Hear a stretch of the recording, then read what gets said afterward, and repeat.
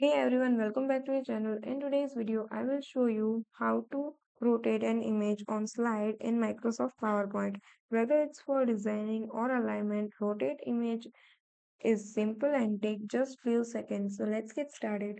First, you have to open your presentation. Then you have to select the slide where your image and where you want to rotate the image. After that, you have to select your image. You will see a circular rotated handle at the top of the image.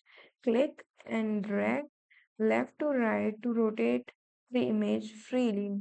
As you can see, our image is rotated freely. So that's how you can rotate your image in Microsoft PowerPoint.